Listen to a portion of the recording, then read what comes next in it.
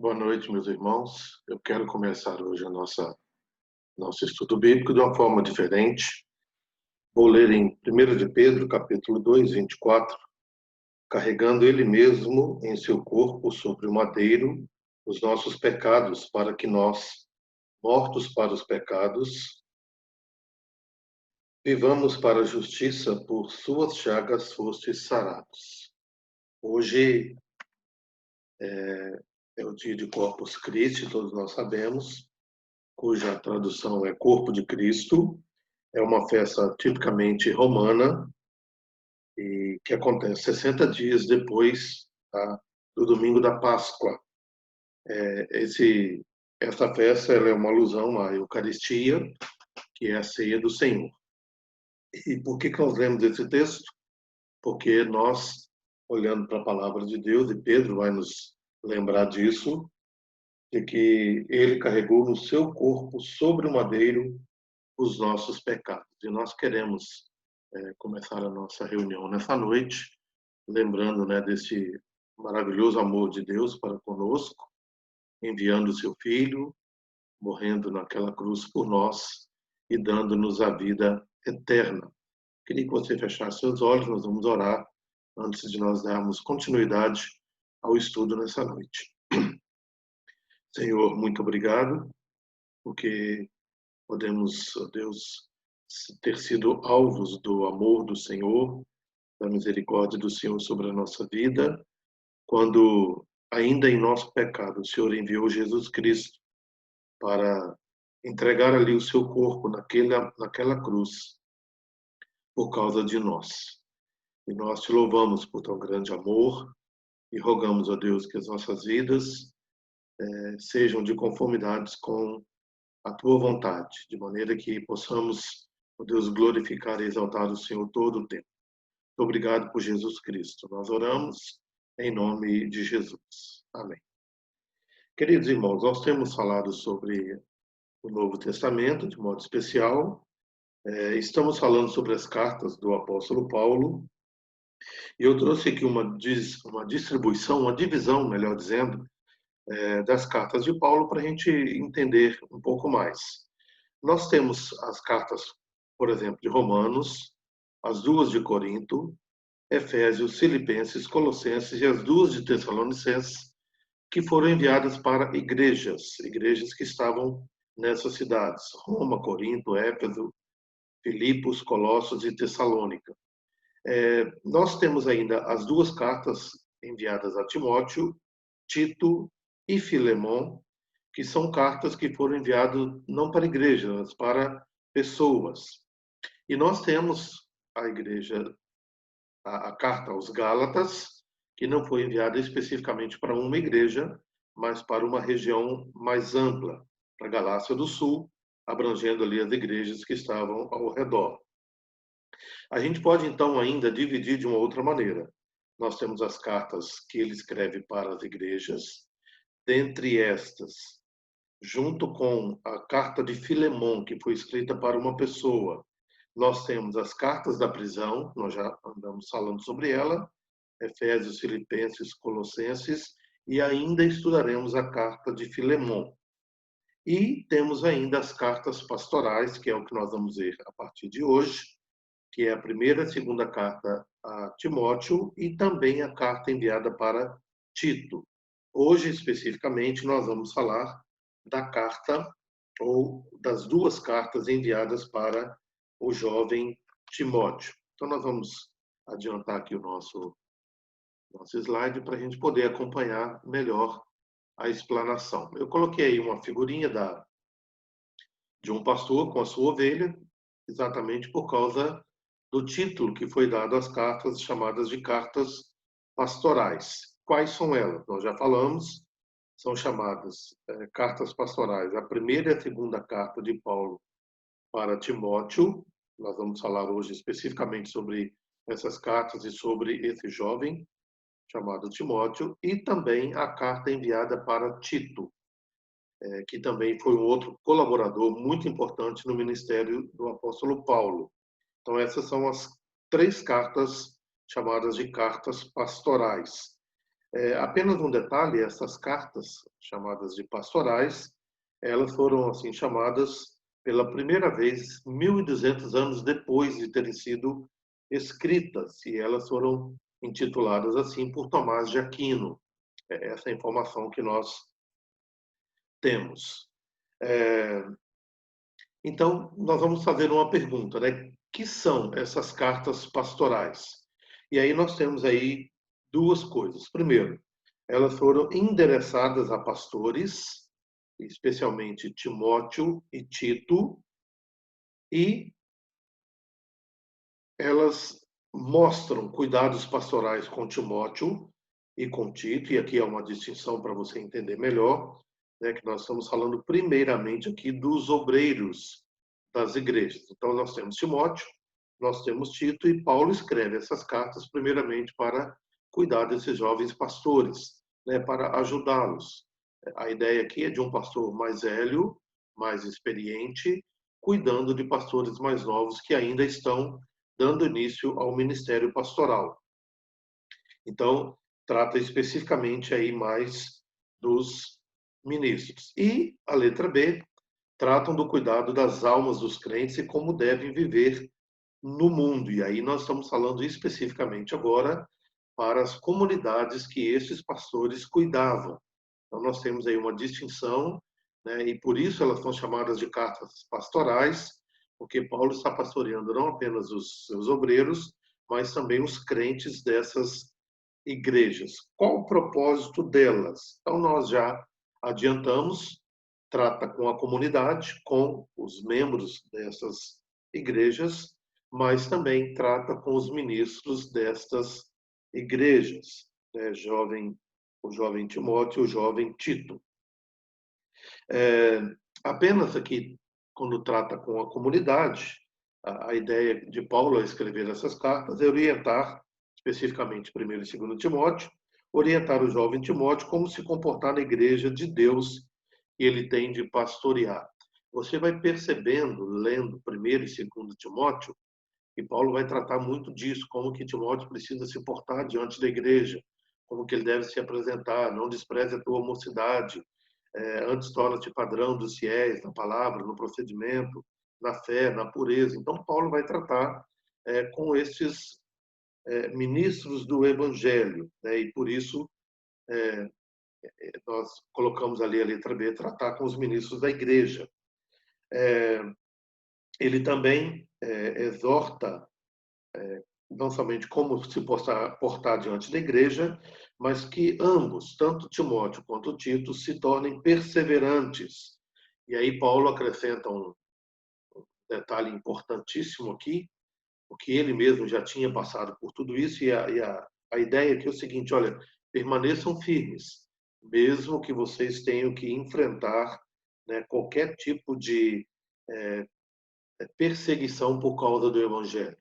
Em outras palavras, né, se vocês precisam estar dispostos a darem as suas vidas por causa do Evangelho de Cristo, sofrer por causa deste Evangelho. Especialmente na segunda carta a Timóteo, ele vai tratar dessa relação de Evangelho e sofrimento, ele vai tratar disso de uma forma um pouco mais detalhada. O autor dessas duas cartas é muito claro para nós que é Paulo, tanto na primeira quanto na segunda carta. Eu queria, então, aqui ir até a 1 Timóteo, versículos 1 e 2, o capítulo 1 diz: Paulo, apóstolo de Cristo Jesus, pelo mandato de Deus, nosso Salvador, e de Jesus Cristo, nossa esperança. A Timóteo, verdadeiro filho na fé, graça, misericórdia e paz da parte de Deus Pai e de Cristo Jesus, o nosso Senhor. Então, Paulo já deixa muito claro que é ele quem está enviando esta carta.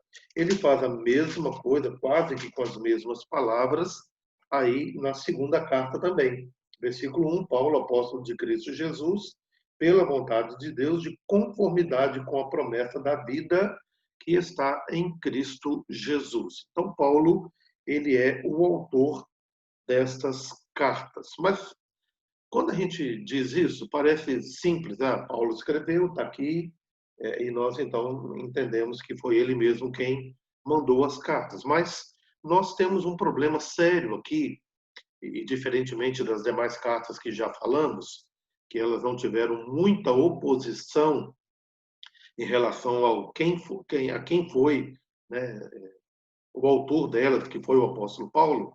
Aqui nós temos um probleminha que foi levantado pelos teólogos liberais.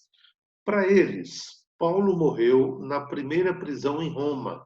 Você vai se lembrar que Paulo, lá no finalzinho de Atos, capítulo 28, ele está preso lá na cidade de Roma, depois daquela viagem tempestuosa que ele fez.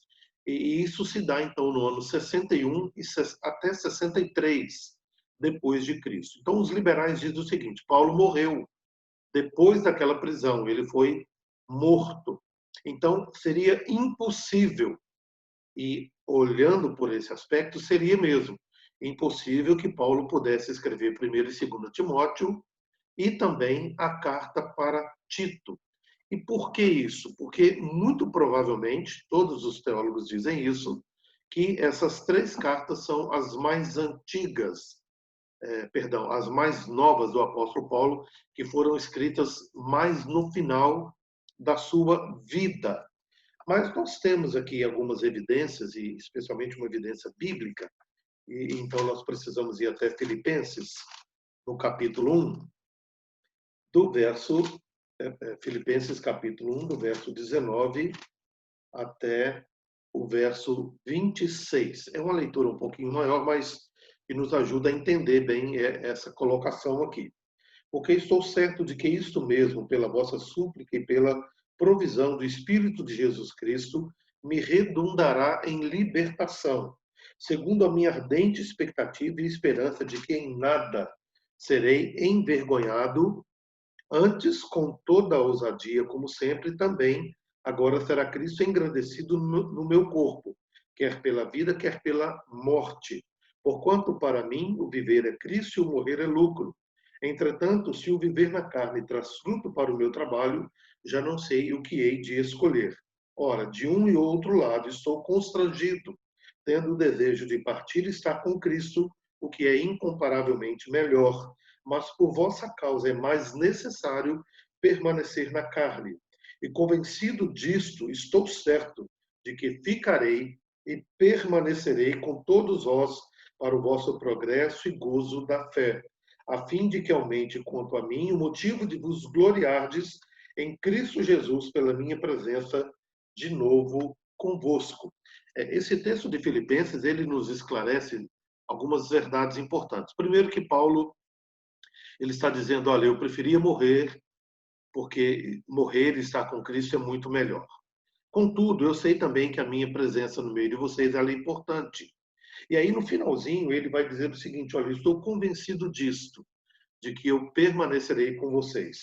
No verso 19, ele diz assim, olha, pela vossa súplica e pela provisão do Espírito de Jesus Cristo, me redundará em libertação.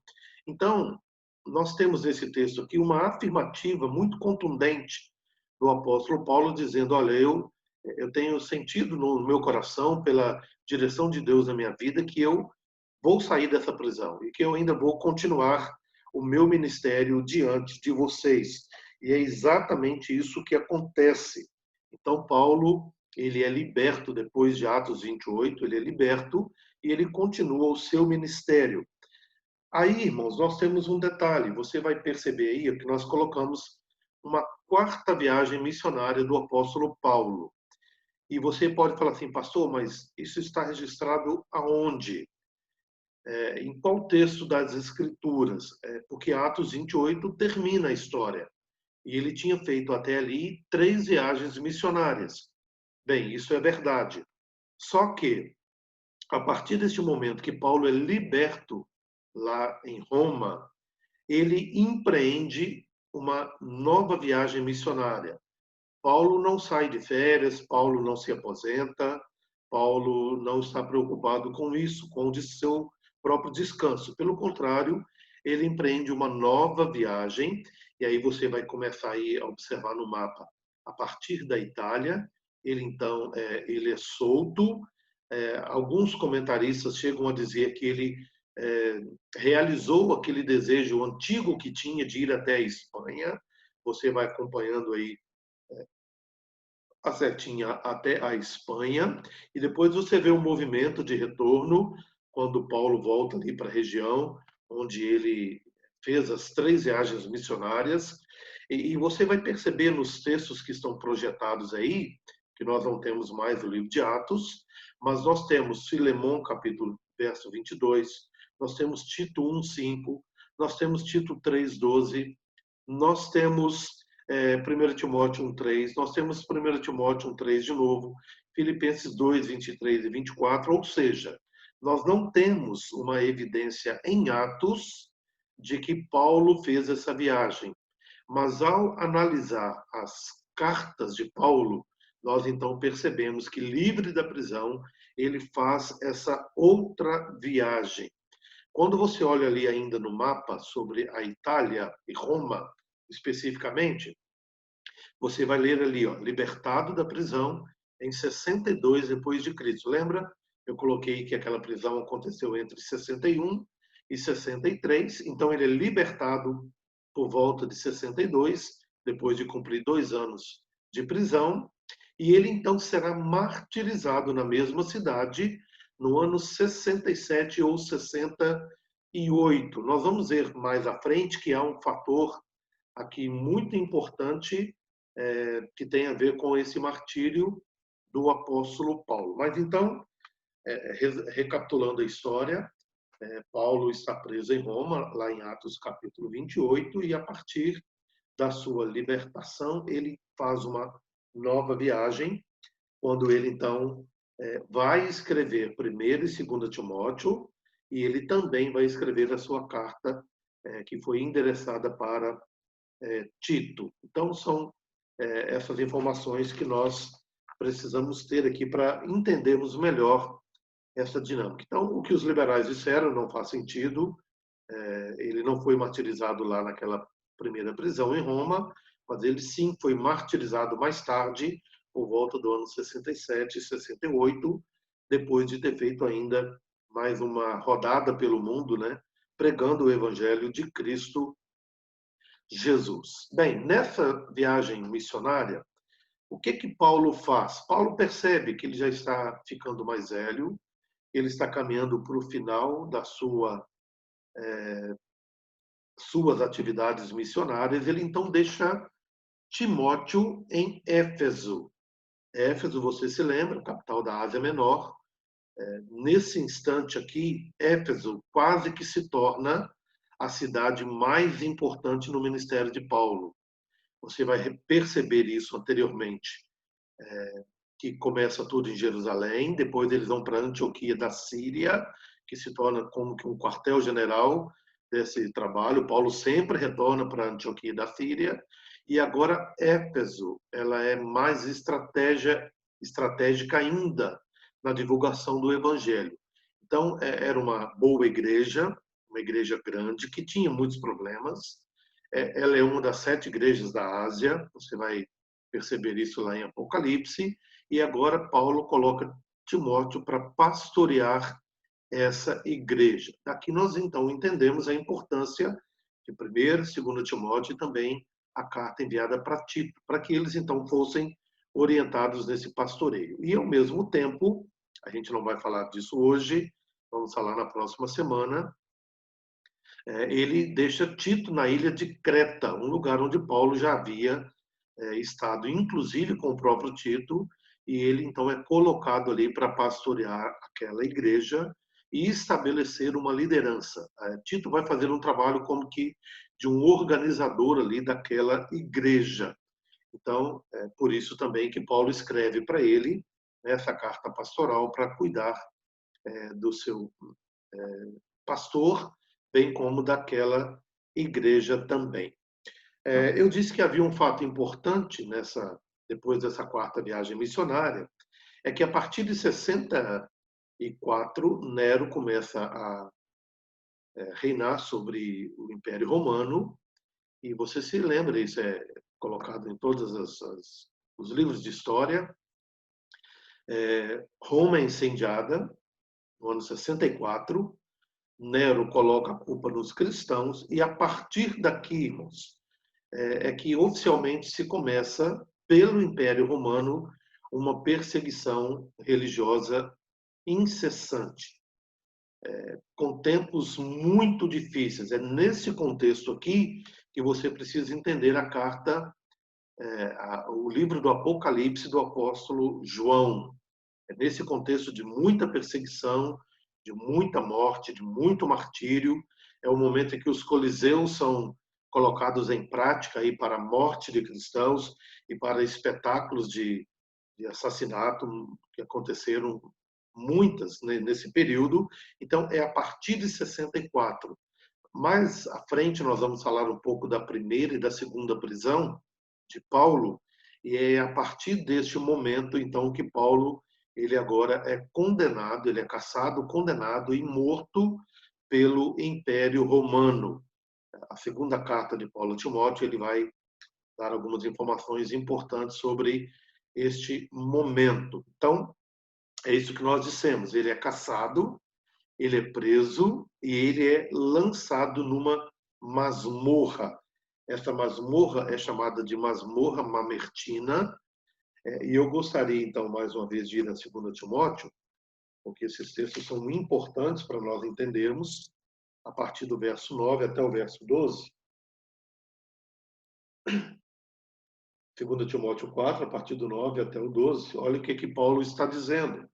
Procura vir ter comigo depressa, porque Demas, tendo amado o presente século, me abandonou e se foi para Tessalônica. Crescente foi para a Galácia. Tito para a Dalmácia. Somente Lucas está comigo. Toma contigo Marcos e traze-o, pois me é útil para o ministério. Quanto a Tíquico, mandei-o até Éfeso. Então, Paulo está falando agora dessa segunda prisão. Ele descreve isso para Timóteo na sua carta, que procura vir ter comigo depressa. Paulo está chamando Timóteo para estar com ele nos últimos dias ali da sua vida. Ele diz que apenas Lucas está com ele e ele manda trazer ali João Marcos, aquele que havia abandonado a trajetória missionária lá atrás. Você se recorda quando nós falamos sobre isso? E ele então vai chamar Timóteo para estar, perdão, para estar com ele. Agora, olha que interessante que a partir do verso 6 deste mesmo capítulo até o verso 8, quanto a mim estou sendo já oferecido por libação, e o tempo da minha partida é chegado. Combati o bom combate, completei a carreira e guardei a fé. Já agora a coroa da justiça me está guardada, a qual o Senhor, reto juiz, me dará naquele dia, e não somente a mim, mas também a todos quantos amam a sua vinda. Por que esse texto é importante? Porque nós lemos Filipenses agora há pouco, e Paulo está extremamente otimista, dizendo, olha, eu vou ser libertado daqui, e eu vou estar com vocês novamente. E eu tenho sentido isso da parte de Deus. Você percebe agora, quando Paulo escreve essa carta a Timóteo, um tom de despedida. Ele fala, olha, eu já combati o bom combate, completei a carreira, eu já guardei a fé. O verso de número 6, ele diz, quanto a mim, estou sendo já oferecido por libação, e o tempo da minha partida é chegado. A ideia aqui desse texto é de que ele está dizendo o seguinte, olha, eu estou levantando o acampamento, estou indo embora. É essa a expressão do apóstolo. E ele então tem certeza da sua morte, por isso que ele então vai preparar para que outros pudessem dar sequência ao seu ministério. É nesse sentido que nós entendemos muito bem por que ele escreve 1 Timóteo, 2 Timóteo e a carta para Tito. Eu tenho aqui duas fotos para você perceber bem, inclusive uma ali se referindo ao apóstolo Pedro e ao apóstolo Paulo, colocados nessa masmorra mamertina, e a foto de baixo você percebe como era. Era, na verdade, um calabouço frio, né, construído no subterrâneo, e você ainda encontra em Roma este lugar. Você, de que quiser tirar férias e ir para lá, pode procurar esse lugar para você visitar e conhecer, porque foi numa masmorra como essa que o apóstolo Paulo ficou os últimos anos da sua vida, né, os últimos dias, até que então fosse morto pelo Império Romano. É uma prisão como essa daí que você está vendo. Vamos seguir, irmãos. A quem Paulo endereça? Também fica muito claro que ambas foram para Timóteo, e você percebe isso nos textos que lemos, tanto de 1º quanto de 2 Timóteo, versículos 2 do capítulo 1 de ambas as cartas. Mas quem é esse jovem Timóteo? Aqui é importante a gente parar um pouquinho para entender quem é Timóteo e a importância dele no ministério do apóstolo Paulo. Primeiro, nós vamos perceber que ele era da cidade de Listra. Atos 16, a Bíblia nos fala que na segunda viagem missionária, Paulo passa por aquela região e ele tem um bom testemunho de Timóteo. E a partir do capítulo 16, a Bíblia então nos informa que Paulo chama Timóteo para estar com ele nas viagens missionárias. E Timóteo então vai se tornar um braço direito do apóstolo Paulo. Ele é dessa cidade de Listra, na região da Galácia do Sul. Nós já estudamos também sobre essa informação. Ele tem um pai que é grego, portanto, não era seguidor do judaísmo, mas ele tinha uma mãe judia, o nome Eunice. Nós conhecemos bem a história dessa família. E ainda influenciando de forma extraordinária na vida de Timóteo, não apenas a sua mãe, Eunice, mas também a sua avó, Lloyd. E essas duas mulheres foram instrumentos importantes na mão de Deus na preparação de Timóteo para o ministério. Agora, a Bíblia vai nos informar que ele era um jovem tímido, né, tímido, jovem e doente. Paulo vai escrever para ele, para que ele pudesse tomar um pouco de vinho, porque ele tinha dores constantes de estômago. Ele tinha essa necessidade. Lembre-se que era um pouquinho de vinho, né? Então é por isso que Paulo recomenda o vinho para o jovem Timóteo. Ainda, a família de Timóteo foi importante, né, no seu papel na formação desse caráter piedoso. Nós vamos ler Filipenses daqui a pouco, mas são importantes essas informações. Os comentaristas dizem que provavelmente, apesar de ter sido formado numa família judia, né, pelo menos por parte da mãe e da sua avó, ele tinha um pai grego e esse pai provavelmente ele foi empecilho para algumas outras coisas na vida desse jovem Timóteo. Então, os comentaristas dizem que provavelmente Timóteo ele se converteu, teve uma experiência genuína com Cristo quando Paulo passou por lá naquela viagem em Atos capítulo 16, versículos de 1 a 4. Provavelmente ele não era um judeu que frequentava a sinagoga. Por que nós sabemos disso? Porque naquele instante, quando Paulo o chama para ser missionário com ele, é que então ele é circuncidado. E essa é uma informação importante, porque era impossível ser membro de uma sinagoga, participar ativamente e não ter sido circuncidado, porque essa era uma exigência da lei de Moisés. Então, provavelmente por causa do pai, Timóteo foi crescendo, ouvindo do evangelho ou do judaísmo, melhor dizendo, a respeito da sua mãe, através da sua mãe e da sua avó, mas o pai puxava para o outro lado, mas de qualquer maneira ele tinha um caráter piedoso e que tem então essa experiência com Deus a partir de Atos capítulo 16. Eu disse de Filipenses, e eu quero voltar lá no texto, Filipenses é importante nesse entendimento, capítulo 2, versos 19 a 23, diz: Espero, porém, no Senhor Jesus mandar-vos Timóteo o mais breve possível, a fim de que eu me sinta animado também, tendo conhecimento da vossa situação. Porque a ninguém tenho de igual sentimento. Paulo agora dizendo de Timóteo.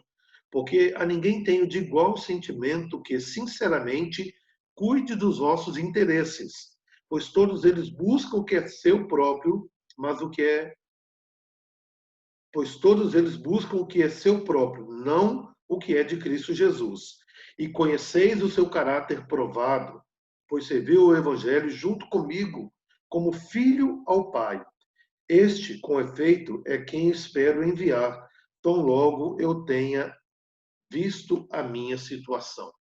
É muito importante esse texto, porque Paulo está dizendo, olha, eu vou enviar aí o melhor que eu tenho, o jovem Timóteo, um homem de caráter excepcional, o meu relacionamento com ele é como de um pai e filho, e eu tenho plena confiança nele, até que eu resolva a minha situação, eu vou enviar aí para a cidade de Filipos esse jovem chamado Timóteo. Então, esse era Timóteo, esse homem excepcional também de caráter e que serviu a Deus, né? Percebam isso, que ele não serviu a Paulo, ele serviu a Cristo, tendo como companheiro Paulo da mesma missão. É bom dizer isso porque me parece que quando a gente vai lendo o livro de Atos, especialmente as cartas de Paulo, a gente tem a sensação falsa de que Paulo é que é o dono da missão. E, na verdade, Cristo é o dono da missão. Paulo é um grande colaborador e Timóteo também. Ele é esse colaborador importante no ministério. Então, vamos continuar para nós encerrarmos essas cartas. Quais as datas? Então, olha só, irmãos, a primeira carta, ela foi escrita, você precisa ser recordado que nós dissemos um pouco atrás, entre a primeira e a segunda prisão. A primeira carta de Paulo a Timóteo, escrita entre a primeira e a segunda prisão. Lembre-se, a primeira prisão, entre 61 e 63, ele fica 2 anos, Atos capítulo 28. 66, nós já estamos falando da segunda prisão, a partir de 64, com a perseguição severa de Nero. Então, é a partir dali que o texto nos diz que Paulo foi preso e ele então escreve esta carta. No período dessa quarta viagem missionária, ele escreve para Timóteo. E a segunda carta? Não entre a primeira e a segunda prisão, mas depois da sua segunda prisão, ou seja, durante a sua prisão. Ele agora está preso mais uma vez em Roma, não mais uma casa alugada, como Atos 28 diz, mas agora numa masmorra, e dali ele escreve a sua carta para Timóteo, a segunda carta. Vamos voltar lá em 2 Timóteo, capítulo 1, versículo 8. Ele vai descrever isso.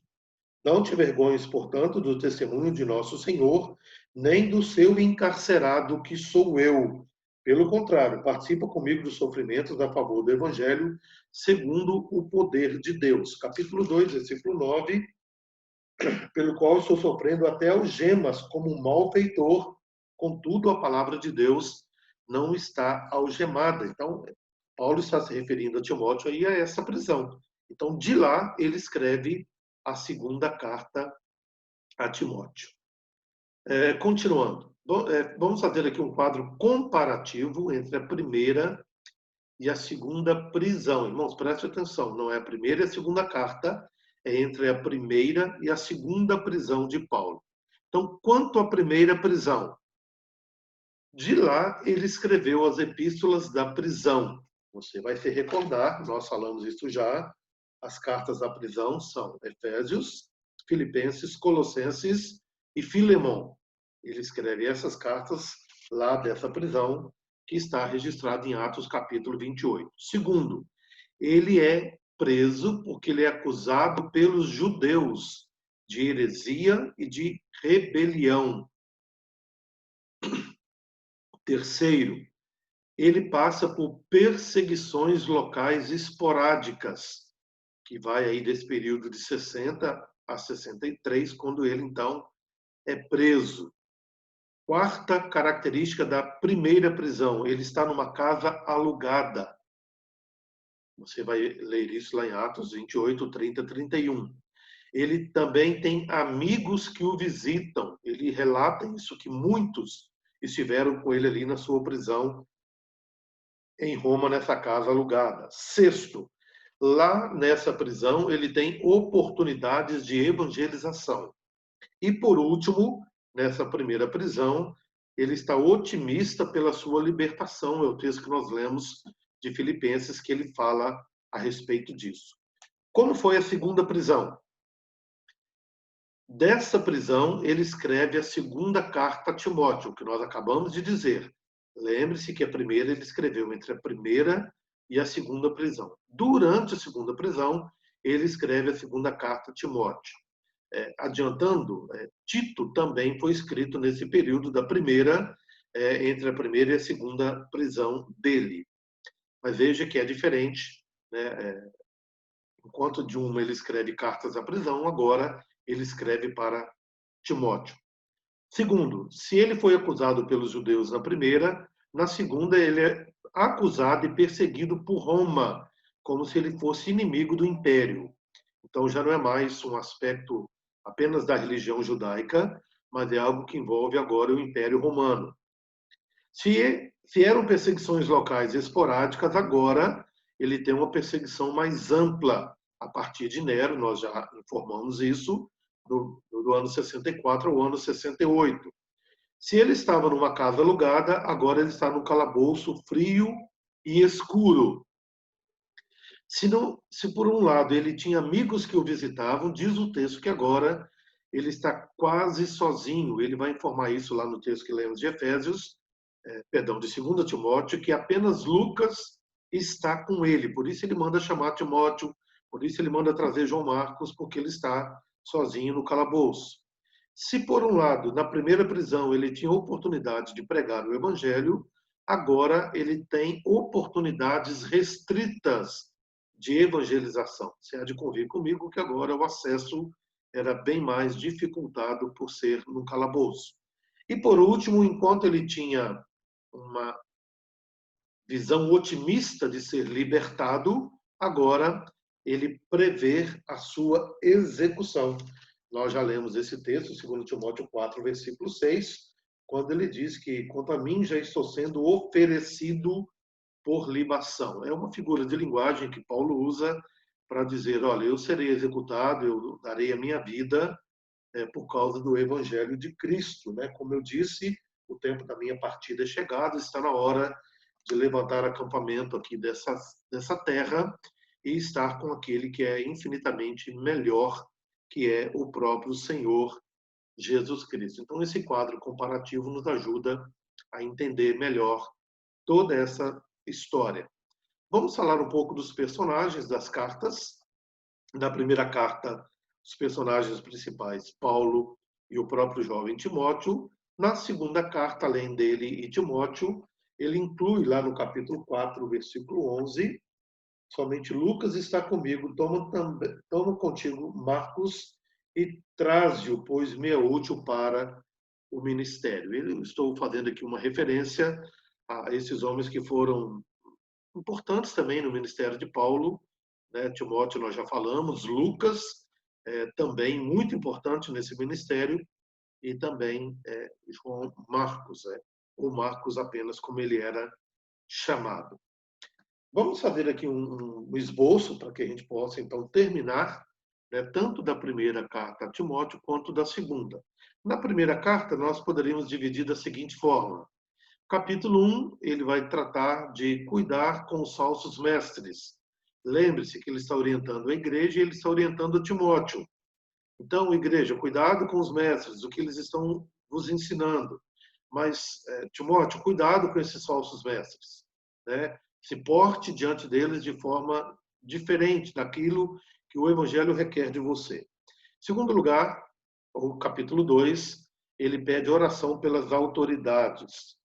Capítulo 3, a qualificação dos ministros. Então, ele vai tratar disso de uma forma muito especial, até porque ele está tratando com o jovem Timóteo, né, aquele pastor da igreja. Capítulo 4, ele vai tratar da apostasia do fim, ele entra aqui um pouco na área da escatologia. Capítulo 5, ele dá conselhos pastorais, daí também o nome Cartas Pastorais. E, por último, ele vai falar da melhor fonte de lucro, e ele vai falar da piedade, em todo este capítulo 6. Nós podemos, então, dividir essa primeira carta desta maneira, pegando capítulo por capítulo.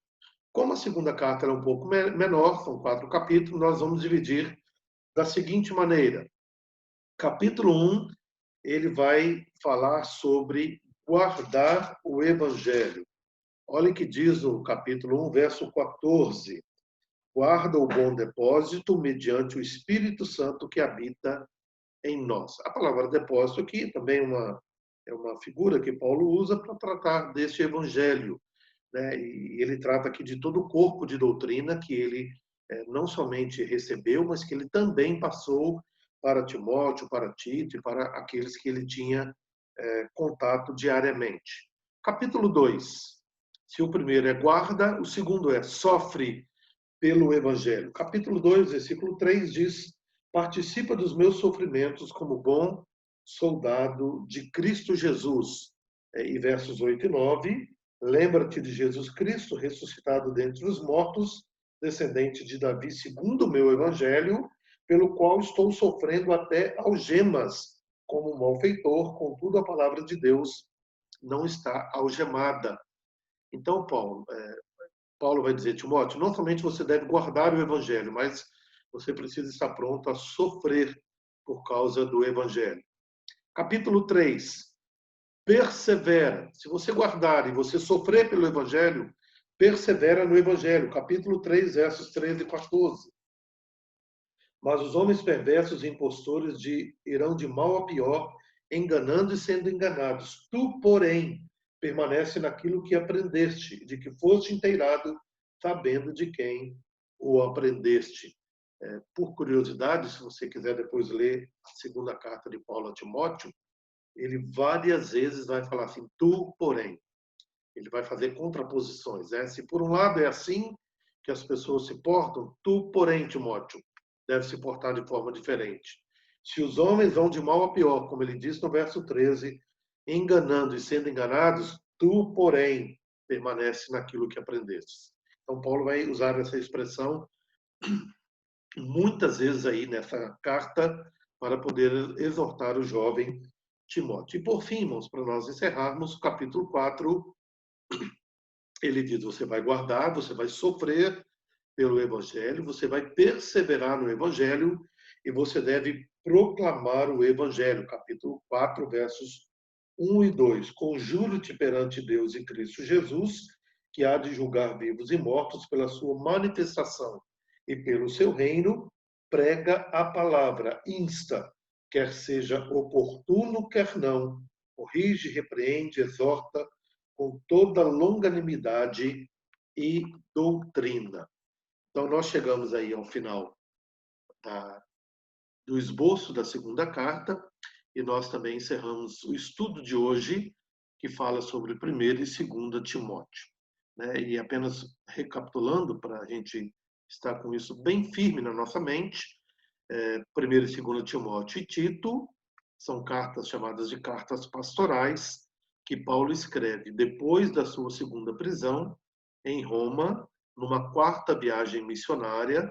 Nós sabemos isso não por causa de Atos, porque Atos termina no capítulo 28, mas por causa de informações que ele mesmo transmite para nós a partir das suas cartas, que ele escreve não somente para esses dois jovens, mas também para Filemon, para outras igrejas da região.